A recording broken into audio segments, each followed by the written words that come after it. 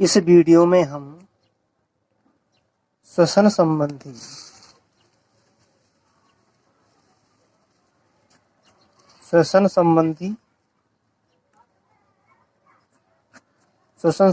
आयतन और क्षमताओं के बारे में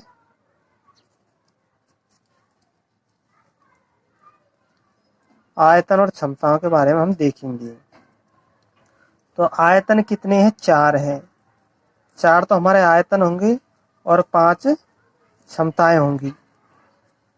4 आयतन कौन कौन से होंगे?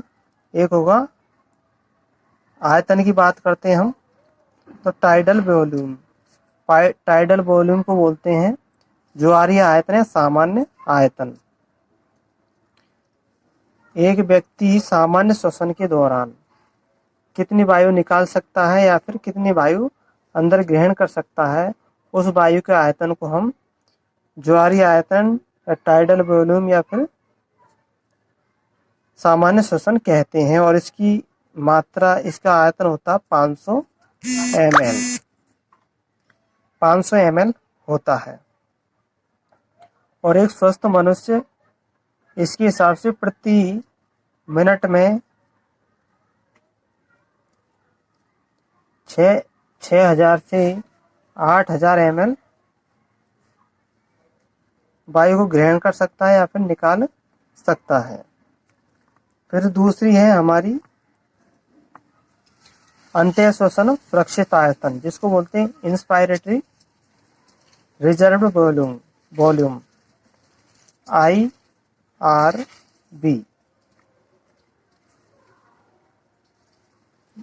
वायु का वह आयतन जिसको हम बलपूर्वक ग्रहण कर सकते हैं। इसका आयतन होता है 2,500 ml से 3,000 ml। फिर तीसरा है एक्सपायरेटरी रिजर्व वॉल्यूम। वायु का वह आयतन जिसको हम बलपूर्वक अंतःश्वसित करते हैं, उसको बोलते हैं इंस्पायरेटरी रिजर्व वॉल्यूम, अंतःश्वसन सुरक्षित आयतन। इसका आयतन होता है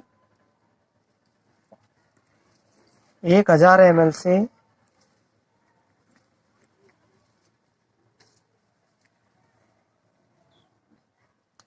1,100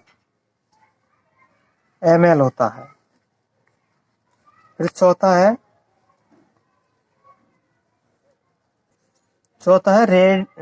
रेडिजुअल वॉल्यूम, जिसको बोलते हैं अपशिष्ट आयतन। अपशिष्ट आयतन वो होता है जब हम बलपूर्वक वायु को निःश्वसित कर देते हैं या फिर वायु को हम निःश्वसित कर देते हैं, यानी बलपूर्वक वायु को हम एक्सपायरेशन करते हैं और उसके बाद में फेफड़ों में जो वायु बच जाती है उसको बोलते हैं हम अवशिष्ट आयतन, यानी कि रेडिजुअल वॉल्यूम। और इसका आयतन होता है 1,100 ml से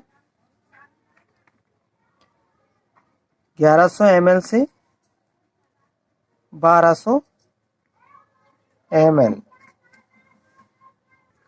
अब हम क्षमताएं निकालते हैं कि कितनी कितनी क्षमताएं होती हैं।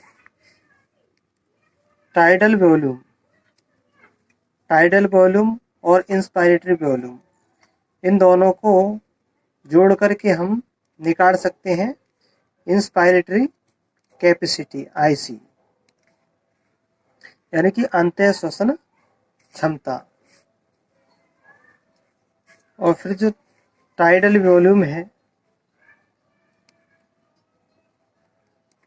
वॉल्यूम और एक्सपायरेटरी वॉल्यूम,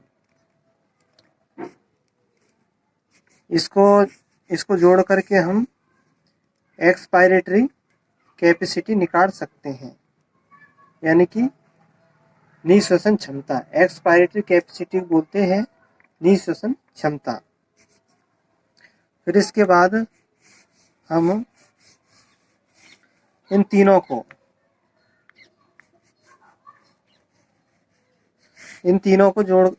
को जोड़ करके हम निकाल सकते हैं जैव क्षमता, यानी वाइटल कैपेसिटी।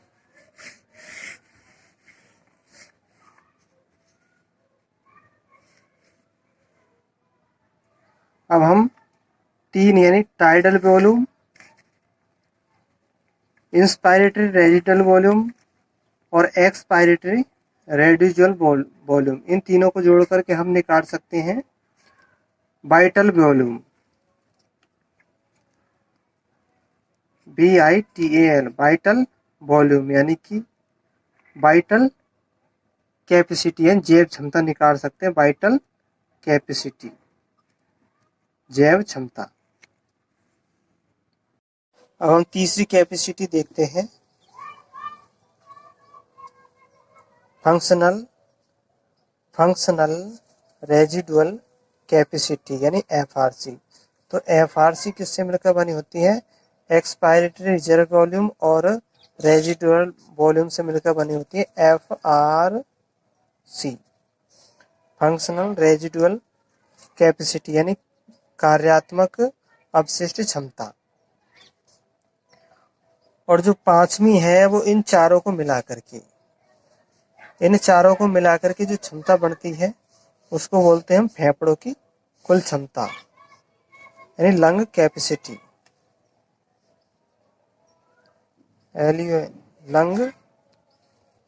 तो जो टोटल लंग कैपेसिटी है वो इन चारों को जोड़ करके बनती है। तो इस तरह से हम 5 क्षमताएं निकाल लेंगे और 4 इनकी आयतन होते हैं, श्वसन संबंधी जो फेफड़ों संबंधी आयतन है।